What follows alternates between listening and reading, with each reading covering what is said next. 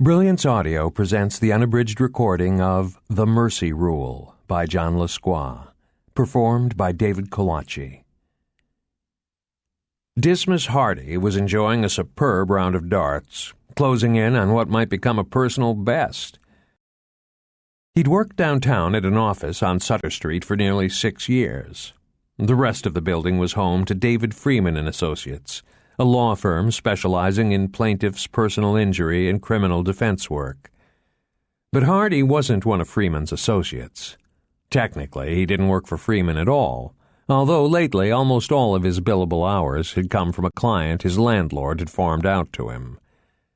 Hardy occupied the only office on the top floor of the building. Both literally and figuratively, he was on his own. On his desk, the telephone buzzed. He sat back on the desk, punched a button. "Yo." Freeman's receptionist, Phyllis, had grown to tolerate, perhaps even like, Hardy, although it was plain that she disapproved of his casual attitude. This was a law firm. Lawyers should answer their phone crisply, with authority and dignity. They shouldn't just pick up and say, "Yo." He took an instant's pleasure in her sigh. She lowered her voice. "There's a man down here to see you. He doesn't have an appointment." "I don't even know why I'm here, tell you the truth." Hardy's face creased. "I often feel the same way myself." He was sitting on the corner of his desk. "Your dad?" Graham nodded. Salvatore Russo. Herb Cain's column had dubbed him Salmon Sal, and the name had stuck, was recent news. Sal had apparently killed himself last Friday by having a few cocktails, then injecting himself with morphine. "My dad killed himself for a lot of good reasons. The guy's disoriented, losing his mind. He's in awesome pain. I'd have done the same thing." Early evidence indicated that someone had been in the room with him when he died. A chair knocked over in the kitchen. Angry sounds. Other evidence of struggle. The police were calling the death suspicious.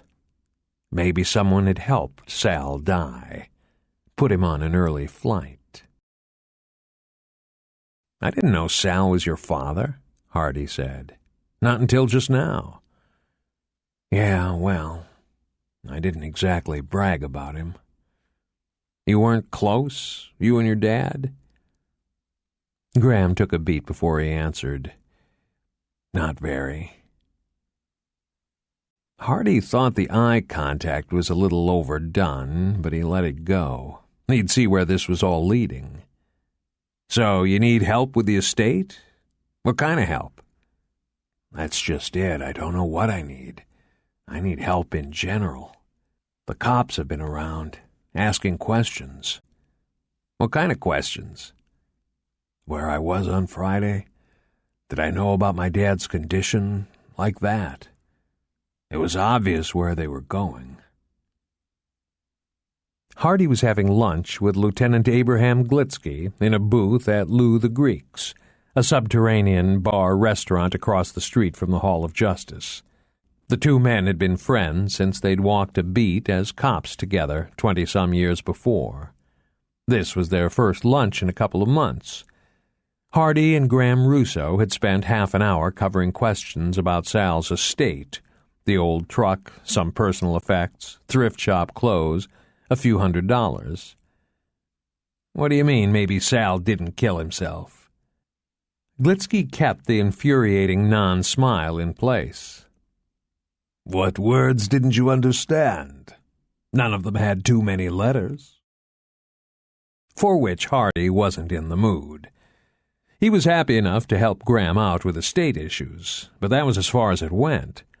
Although he had defended 2 murder cases in his time and won both of them, he had no intention of getting involved in another one.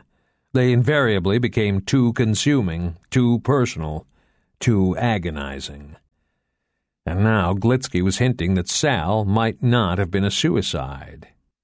It wasn't so much the words as the meaning, Abe. Did Sal kill himself or didn't he?